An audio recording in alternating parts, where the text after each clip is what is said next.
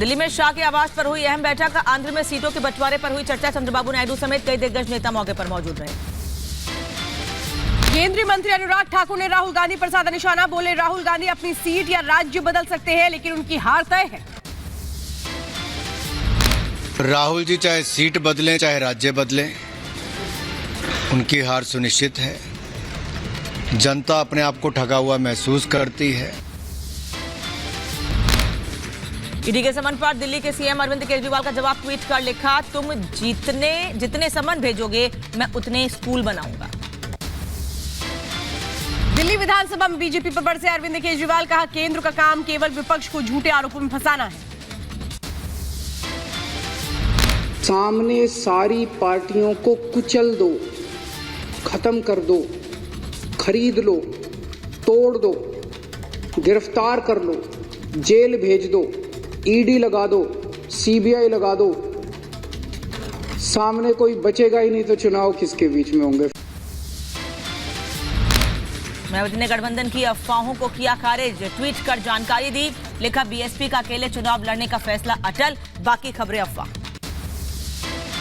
उत्तराखंड पहुंचे हिमाचल के 11 बागी विधायक। ऋषिकेश में ताज होटल पर बस के जरिए पहुंचाए गए सभी विधायक। पीएम मोदी के बंगाल दौरे पर बोले बंगाल बीजेपी अध्यक्ष सुकांत मजूमदार। पीएम के दौरे पर खुशी जाहिर की। आम आदमी में नजर आया उत्साह। लालू प्रसाद यादव के करीबी नेता सुभाष यादव के खिलाफ ईडी की कार्रवाई। बालू कारोबार से संबंधित मामले में एक्शन। कई इलाकों में सर्च अभियान चला रही है ईडी। लोकसभा चुनाव से पहले अनुप्रिया पटेल को मिली जेड कैटेगरी की सुरक्षा। आज से ही शामिल होंगे मंत्री जेड श्रेणी के कर्मी। कांग्रेस नेता सुरेश पचौरी और संजय शुक्ला के बीजेपी में शामिल होने पर बोले केंद्रीय मंत्री गिरिराज सिंह। कहा, कांग्रेस अब डूबती हुई नैया जिसमें कोई बैठना नहीं चाहता। कांग्रेस की तरफ से जारी किए गए उम्मीदवारों की लिस्ट पर बोले बीजेपी नेता यासिर जिलानी। कहा, राहुल गांधी अमेठी छोड़ रहे हैं, क्या वो यूपी से नाराज हैं?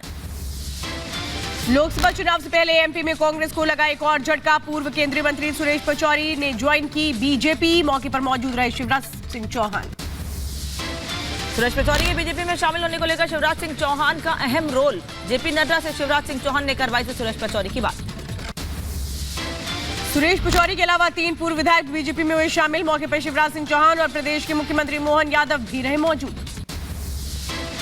सुरेश पचौरी और अन्य नेताओं के बीजेपी में शामिल होने पर सीएम मोहन यादव ने सभी को बधाई दी। बोले, मिलकर करेंगे प्रदेश का विकास। मैं अपनी ओर से अपने परिवार में हमारे माननीय सुरेश जी भाई साहब बहुत वरिष्ठ नेता है, बहुत अच्छी छवि है और उनके साथ के सारे गजेंद्र सिंह राजू खेड़ी जब विश्वविद्यालय का हमारा पूरा कैंपस सब सौभाग्यशाली है। मेरी अपनी ओर से परिवार में आने का आपका सबका वंदन, अभिनंदन। कांग्रेस छोड़ने पर बोले सुरेश पचौरी। कहा, कांग्रेस ने राम को ठुकराया, इसलिए मैंने कांग्रेस को ठुकरा दिया। महाराष्ट्र में चुनाव लड़ने की तैयारी के बीच आमने सामने आई ननद भाभी। भोलेनाथ के दर्शन के दौरान एक साथ नजर आए सुप्रिया सूले और सुनेत्रा पवार। मौके पर दोनों ने एक दूसरे को गले लगाया। लखनऊ में समाजवादी पार्टी विधायक इरफान सोलंकी को रिमांड पर लेगी ईडी। छापेमारी के दौरान मिला 1 अरब का लेन देन। संपत्तियों के बारे में इरफान सोलंकी से ईडी करेगी पूछताछ। यूट्यूबर एल्विश यादव के खिलाफ गुरुग्राम में दर्ज हुई एफआईआर। मारपीट के वीडियो के आधार पर पुलिस ने शुरू की जांच। जल्द एल्विश को पूछताछ के लिए बुला सकती है पुलिस। यूपी के मुख्यमंत्री योगी आदित्यनाथ ने एनसीसी गोरखपुर में प्रशिक्षण अकादमी का किया शिलान्यास। गोरखपुर के गोरखनाथ मंदिर में सीएम योगी ने लगाया जनता दरबार। मौके पर सुनी लोगों की समस्याएं, दिया हर संभव मदद का आश्वासन। जौनपुर में बीजेपी नेता प्रमोद यादव के हत्याकांड मामले में खुलासा। मुख्य आरोपी को पुलिस ने किया गिरफ्तार। नरेश कॉलोनी में ईडी अधिकारियों पर हमले का मामला। सीबीआई ने एफआईआर में कई नई धाराएं जोड़ी। शाहजहां शेख पर हत्या की कोशिश की भी धारा जोड़ी गई।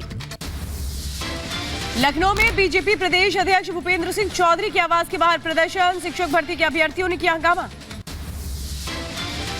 ग्रेटर नोएडा में खराब खाना खाने से फूड पॉइजनिंग का शिकार हुए छात्र। करीब 100 छात्र हुए बीमार। हॉस्टल में छात्रों को परोसा गया था खाना। हालात बिगड़ने के बाद छात्रों को अस्पताल में कराया गया भर्ती। शिकायत के आधार पर पुलिस और फूड विभाग जांच में जुटा। होटल में खराब खाना परोसे जाने के बाद एक्शन में फूड विभाग। हिरासत में लिए गए 2 लोग। पकड़े गए लोगों से पूछताछ जारी। उत्तरी कश्मीर में आतंकी ठिकाने का भांडाफोड़, संयुक्त सुरक्षा बलों ने भारी मात्रा में हथियारों गोला बारूद किया बरामद।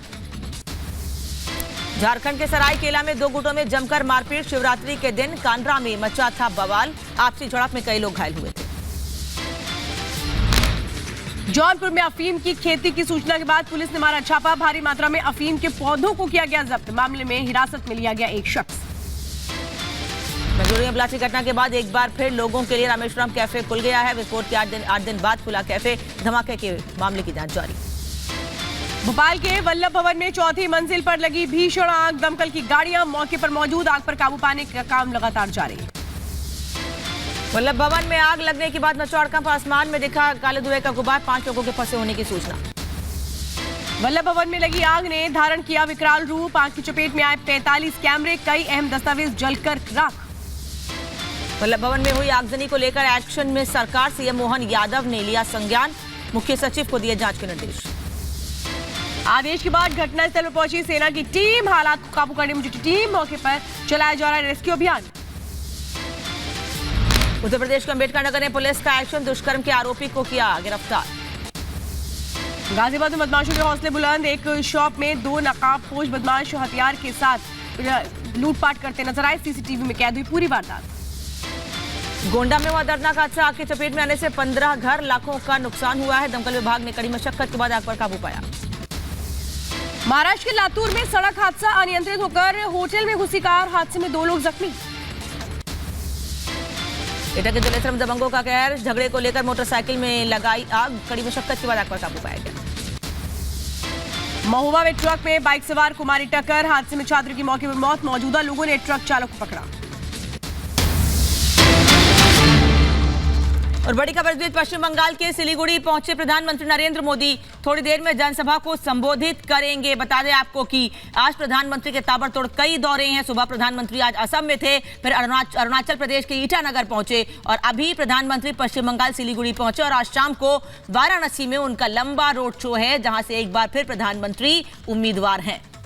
तो प्रधानमंत्री नरेंद्र मोदी पश्चिम बंगाल में आप समझिए ये 4था दौरा है उनका। 10 दिन के अंदर अगर देखेंगे तो प्रधानमंत्री का ये 4था दौरा है। सिलीगुड़ी पहुंच चुके हैं प्रधानमंत्री नरेंद्र मोदी, विकास परियोजनाओं की सौगात देंगे। इसके पहले भी जब प्रधानमंत्री नरेंद्र मोदी बारासात में थे 6 मार्च को, तो उन्होंने साफ तौर पे वहां के लोगों को एहसास कराया था कि केंद्र की सरकार कैसे पश्चिम बंगाल को आगे ले जाने के लिए तत्पर है, लेकिन ममता बनर्जी आगे ले जाना नहीं चाहती। ये देखिए तस्वीरें आप देख रहे हैं, प्रधानमंत्री नरेंद्र मोदी का काफिला निकलता हुआ। प्रधानमंत्री नरेंद्र मोदी जो सिलीगुड़ी पहुंच चुके हैं, पश्चिम बंगाल को लगातार वहां के लोगों को वो बता रहे हैं कि अब गुंडागर्दी खत्म होगी, तोलाबाजी खत्म होगी।